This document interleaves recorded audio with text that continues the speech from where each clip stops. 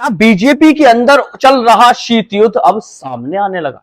नितिन गडकरी और मोदी शाह के बीच चल रही पर्दे के पीछे की लड़ाई अब सामने आने लगी है।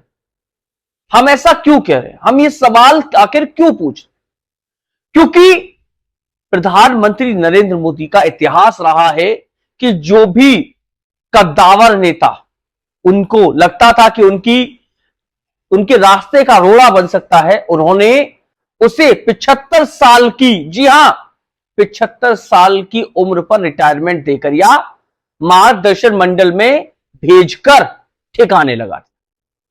कई ऐसे बड़े दिग्गज नाम हैं जिनको प्रधानमंत्री नरेंद्र मोदी ने 2014 से सत्ता में आने के बाद एक एक करके ठिकाने लगा।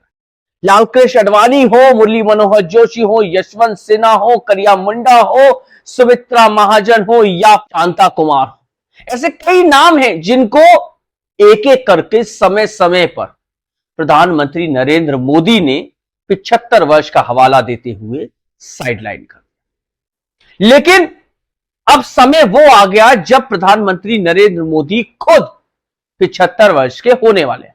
जी हां, आने वाली 17 तारीख को प्रधानमंत्री नरेंद्र मोदी 75 वर्ष के होने वाले हैं और सूत्र बताते हैं कि प्रधानमंत्री नरेंद्र मोदी का अभी कुर्सी या कहें सत्ता से मोह भंग नहीं हुआ है। वो प्रधानमंत्री पद की कुर्सी नहीं छोड़ना चाहते। ऐसे में उनकी जो सबसे बड़ी रुकावट है या कहें सबसे बड़ी अड़चन के रूप में नितिन गडकरी सामने आ रहे हैं, क्योंकि एक तरफ गुजरात लॉबी मोदी शाह और उनके चहेते, दूसरी तरफ नितिन गडकरी यानी कि नागपुर लॉबी, नितिन गडकरी और उनके साथ आरएसएस। कई ऐसे बड़े भारतीय जनता पार्टी के नेता भी हैं जो बैकहैंड से नितिन गडकरी को सपोर्ट कर रहे हैं।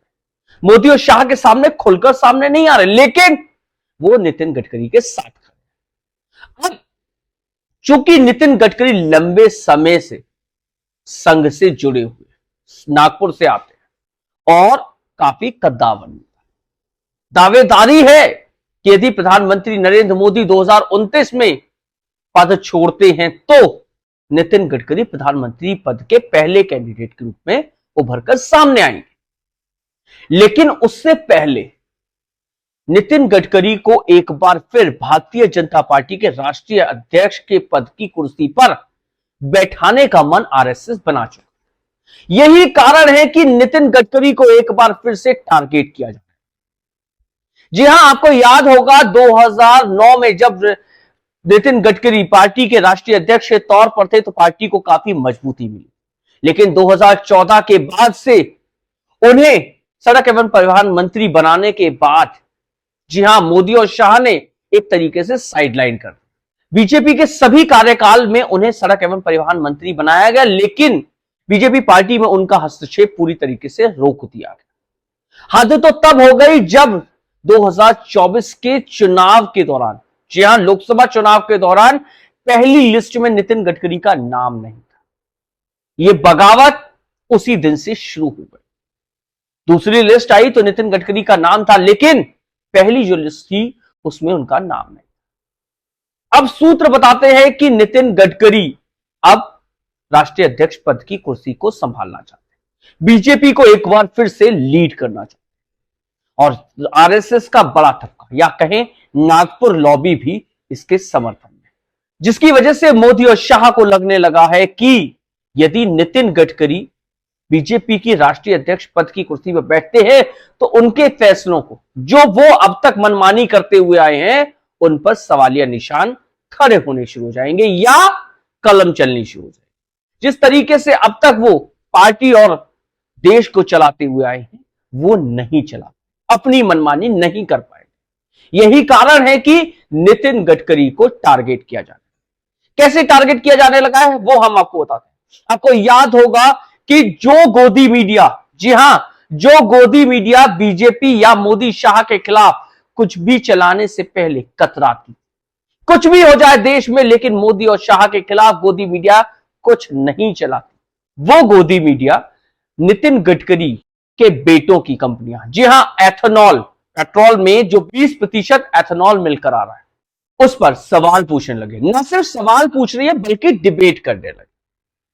और समझने वाली चीज यह है कि विपक्ष, जिसका हवाला दिया जा रहा है कि विपक्ष सवाल कर, तो आपने देखा होगा उपराष्ट्रपति पद के चुनाव में खड़गे और नितिन गडकरी, कोई झलकियां जरा ध्यान से देखिए किस तरीके से नितिन गडकरी और खड़गे हाथों में हाथ डालकर चल रहे हैं, मुस्कुराकर बातें कर रहे हैं। तो विपक्ष जिस सवालों को दबी आवाज में पूछ रहा है, उन सवालों पर गोदी मीडिया डिबेट करने लगे। तो आखिर ये किसका इशारा है? किसके इशारे पर एथेनॉल के मुद्दे पर नितिन गडकरी को घेरने की कोशिश की जा रही है? ध्यान से सुनिए नितिन गडकरी इस बारे में क्या कहते हैं। नितिन गडकरी कहते हैं कि उनके खिलाफ पेड कैंपेन चलाया जा रहा है, उनके बच्चों को टारगेट किया जा रहा है, और एक ये विशेष लॉबी है जो टारगेट कर रही है। जी हां, विशेष लॉबी है जो टारगेट कर रही है। तो क्या सूत्रों के हवाले से जो खबर आ रही है निकलकर कि मोदी और शाह बनाम नितिन गडकरी, गुजरात लॉबी बनाम नागपुर लॉबी, ये जो बात है, क्या इसकी पुष्टि की तरफ इशारा नजर आता है? क्योंकि हम ये सवाल इसलिए भी पूछ रहे हैं कि बीजेपी को लंबे समय से राष्ट्रीय अध्यक्ष नहीं मिला, और उपराष्ट्रपति चुनाव से पहले भी जिस तरीके की सरगर्मियां देखी गई, प्रधानमंत्री नरेंद्र मोदी के रिटायरमेंट को लेकर भी जिस तरीके से बयानबाजियां सामने आने लगी। मोहन भागवत का वो बयान तो आपको याद होगा, 75 वर्ष की उम्र पर शाल ओढ़ने वाला। जी हां, 75 वर्ष की उम्र पर शॉल ओढ़ने वाले बयान से जहां प्रधानमंत्री नरेंद्र मोदी को खतरा महसूस होने लगा, वहीं आरएसएस की तरफ से नितिन गडकरी का नाम प्रस्तावित किया जाना, सूत्रों के हवाले से यह खबर है कि आरएसएस ने अब नितिन गडकरी के नाम को राष्ट्रीय अध्यक्ष पद के लिए प्रस्तावित कर दिया है, और यह कह दिया है कि मोहर इसी नाम पर लगेगी। यही कारण है कि संघ प्रमुख के सामने नितिन गडकरी को किसी ना किसी पेच में फंसाकर प्रस्तुत करने की भूमिका बनाई जाने लगी। बहरहाल क्या कुछ होगा, कौन इसके पीछे है, इस सब पर से निगाह बनाकर रखेंगे। यदि आपने मेरे इस चैनल को लाइक नहीं किया तो लाइक कर दीजिए, सब्सक्राइब कर दीजिए, जिससे कि मैं गौरव यादव बेबाक अंदाज में आप तक ये खबरें पहुंचाता रहूं। नमस्कार।